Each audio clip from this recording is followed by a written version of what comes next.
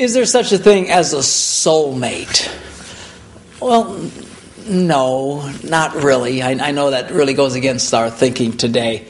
We have such an over-romanticized concept of marriage that there's that special, super perfect person out there. And if I can just find that super perfect person, I'll be happy. And everybody's running around trying to find, that one person. And you see it in all the movies, particularly the chick flicks, the romantic flicks. It makes for a great movie watching two people try and find each other. But the truth is, it's not based in reality. There is no special one person that's going to make you happy. And the church doesn't really help out much better either, because we come along and then we spiritualize the same nonsense by saying God created a special person just for you. You need to find just that right person that God created for you. I mean, how insane is that? First of all, the Bible never says anything like that. And secondly, is this not the epitome of selfishness? Think what we're saying. God in heaven created another human being just to make you happy. I mean, if that is not the epitome of selfishness, I don't know what is. God didn't make someone else just for you. That's ludicrous. What is the key to a successful relationship? It's not about finding the right person. A successful relationship is based on two people doing the right things. And if you'll do the right things, you'll succeed. It's that simple. If you don't, you'll fail. And that's just equally as simple. The reason why people are struggling so hard today is not because they haven't found the right person. It's because they're doing all the wrong things. So I think the whole emphasis of trying to find that special cosmic person is a big mistake. That's not to say that single people shouldn't be thoughtful in the process. You want to find a good person. I mean, don't marry an idiot. People do that all the time, particularly women who think, well, I can change him. Don't think like that. If it acts like a skunk, it walks like a skunk, and it smells like a skunk, it's a skunk. Move on. Don't marry obvious people that are nothing but problems in your life. So be as thoughtful as you can, but don't get caught up in this idea of it has to be that one special person today. It's just not good thinking. It's certainly not biblically sound, and it doesn't even make common sense. Find a good person. If you'll do the right things, virtually any two people in the world can succeed. That's the power of principles like love and patience and long-suffering, which means to suffer a long time, of forgiveness. All that stuff, those principles are so powerful that they'll work in virtually any relationship if people will implement them. But they're not doing it today. They're ignoring these principles, hoping that it should just be automatic and easy if I find the right person. So they're out there chasing, trying to find the right person, thinking that, I've finally found the right one, and then they get married, and then they're miserable. Then they'll come to someone like me and say, Pastor, I made a mistake. I said, no, you're making a mistake if you're thinking that way. It's not about that. The reason people are expecting marriage to be easy is because of this ridiculous thinking of a soulmate. The concept is, if you'll find the right person, then it's easy. Then they'll automatically know what you need in life. And you'll be on the same cosmic wavelength, meeting each other's needs, which is just ridiculous. If you want someone to meet your needs, you need to communicate those needs to someone. Don't sit around thinking, gee, if he really loved me, I wouldn't have to tell him. Of course you have to tell him. Nobody can tell. Nobody's walking around with ESP in their brains, particularly men. Unless you happen to be married to a really, really sensitive person, they're not going to know.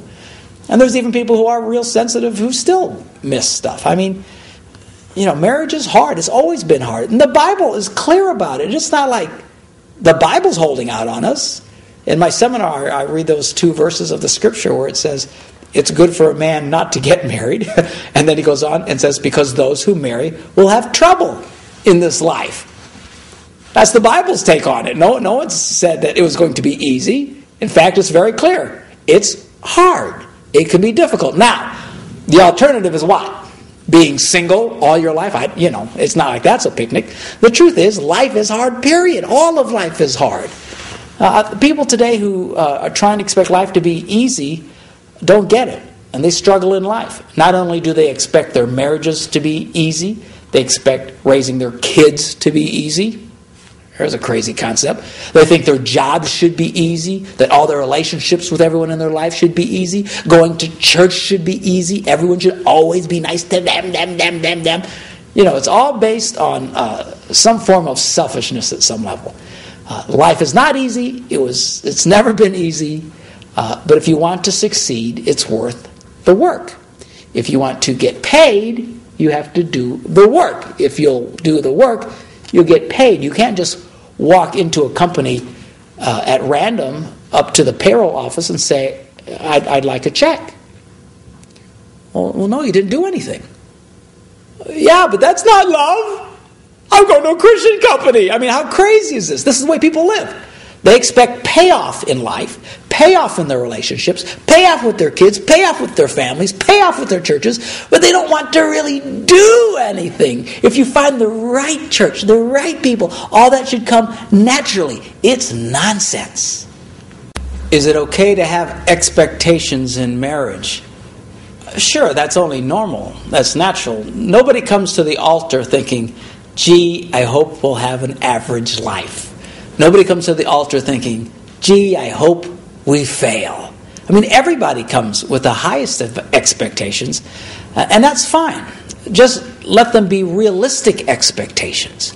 Don't let them be foolish expectations. Don't expect that this one man is going to meet all the emotional needs of your life. I mean, no man is wired for that. A lot of times I run into women who are so frustrated because their husband isn't their very best friend all the time, wanting to do everything with them. I mean, no one person is wired to do that, particularly your husband. Go out, have some girlfriends, have a life, get involved in church, get involved in other things. No one man is designed to meet all of your emotional needs. That would be unrealistic.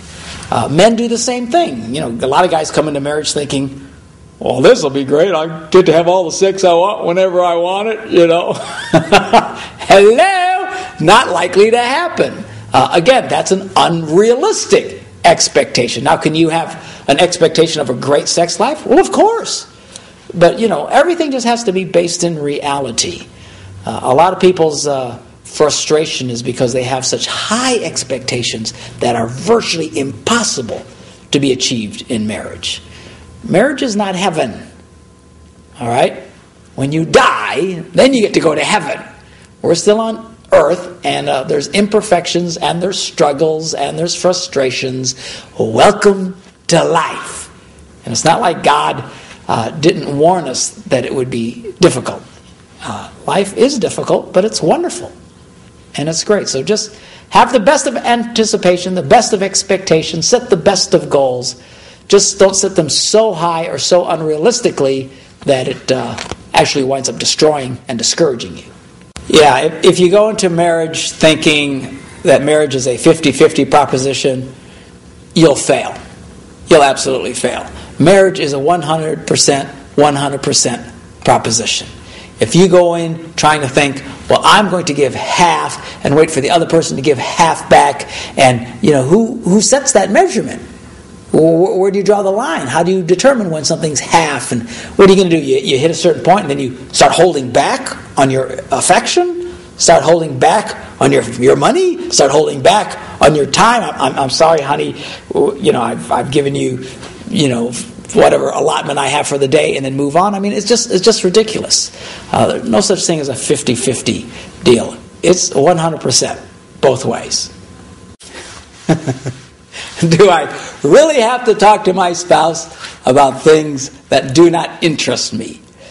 Yes, of course you do. That's just common courtesy. If someone starts talking to you in any discussion anywhere, you don't suddenly just go, not interested, and walk away. That would be rude. That would be insulting. I mean, why couples do that to each other is horrifying. I mean, just show common courtesy. If your spouse is talking to you about something you don't really care about, at a minimum, just be polite and respond. And, now if at some point it becomes so horrifying, then I suppose you can say something. I'll do that to my wife. I mean, she frequently will discuss things with me that I could not possibly care less about. Something she saw at the store or this or that. Who cares? But saying, gee, who cares, is a formula for disaster. I try and be nice, and I try and be polite. And if it's something that continues on and on and on, I'll at some point just say, please, I don't mean to be rude, but I'm not interested in what you're talking about. And then she'll slug me or something. And then we can still laugh about it and move on. But just show common courtesy. Men who respond to their wives in rude ways and say, I'm not interested in that, and be insulting. And then these are the same men who complain, I wonder how come I'm not getting any sex. Well, because you're a nitwit. That's why. Be nice. Be polite. Yes, you can and should discuss issues that are not of interest to you at all. Why is communicating so hard now that we're married when before we got married there were no communication problems? Well, because when you were dating, that wasn't real life. I mean, dating is the biggest bogus part of life. I mean, everybody's telling everybody what they want to hear, and everybody's living in this false drug-induced state of romance. It's not real life. You don't really discover life until you put on the ring and you really commit to each other and you start living life together. That's when the real challenges come in. And everybody has these challenges. And because you're so close to each other, it can get difficult at times. But, there's nothing wrong. A lot of relationships are like that, even with your children. I mean, there's people who have children who are just very problematic, very, troublesome and don't want to behave, but then take those same kids and put them with someone else. Send them over to the neighbors or to an uncle or something, and suddenly they're the most well-behaved kids in the world, and you think, what's the deal? How come you don't behave that way with me? Well, because they're not with them all the time. When you're with somebody all the time, it just gets harder. There's, everything's so connected to everything, and at some point, it gets to be a struggle. But that's normal. Why can't my spouse just say what they mean? Because very few people speak only after they've completely thought through what they wanted to say. I mean, that's part of communication. You start talking, you don't really know what you want to say. You don't really know how you feel about things. Again, just common courtesy. When you're talking to your spouse, don't holler at them and say, well, just get to the point. Why don't you just say what you mean? Well, they don't know. They're talking it through. That's normal. Discussing things, bouncing ideas off of, finding someone else. Even, in my relationships around the office and in the church, I frequently have to bring someone in and just start talking it through, kicking ideas back and forth. What about this? What about that idea? What about that idea? And that's how you start coming to what you really feel about a particular situation. So to get on a spouse because they're not quite sure what they mean yet, let me know and then we'll talk, is very rude and highly unrealistic. That's how people discover how they feel. They talk it through. When I tell women that they need to take from a man, it's not like hold out your hand and take it like they're giving it to you. I mean, plunge your hand into their chest and rip out their heart. You've got to go get it. They're not going to give it to you. So don't be shocked that you actually have to go and mine out stuff from your husband. Remember, women are givers, men, by and large, are takers. You want something from a guy, girls, you need to go get it. And when I share this in the seminars, I get more static from women, more defenses, more alarms go off in their heads. Because women are fundamentally very uncomfortable in taking in their relationships. But if you're going to get anything from a guy, You're going to have to break through that and learn how to take from them. What's interesting is you would think the men would be upset by this concept, but they're not. They're totally comfortable with it. Yeah, you want something from me? You need to take it. They're not bothered by it. It's the ladies, the girls. They have got this idea in their head that if you really loved me, I wouldn't have to ask. And other ridiculously positioned ideas in their heads. No, you need to go take it. Reach out, get it from me. The big question I get is, well, wait a minute. I tried that. I asked more than once, and I asked the right way, and he still wouldn't do it. Look, this is not rocket science. This is not a guaranteed formula for success every time. This is a pattern of how you deal with a man. Don't try it out once to see if it works or not, because then you'll just give up. There might be times where you will ask the right way, ask bartering, ask more than once, and he still won't do it. If he still doesn't do it, well, for the love of God, just move on. If he won't fix the toilet and you've asked half a dozen times and you asked the right way, and just call a plumber. Why destroy your marriage because you can't get him to do something? Well, because I think he should. Well, there's a lot of things in life that should, but they just don't always. So don't get freaked out and discouraged that even with my formulas, they're not absolutely foolproof. They're not all foolproof. I never said that they were. These are basic concepts and ideas on how to deal with men. Given your best effort sometimes, you either just need to go do it yourself or call somebody else.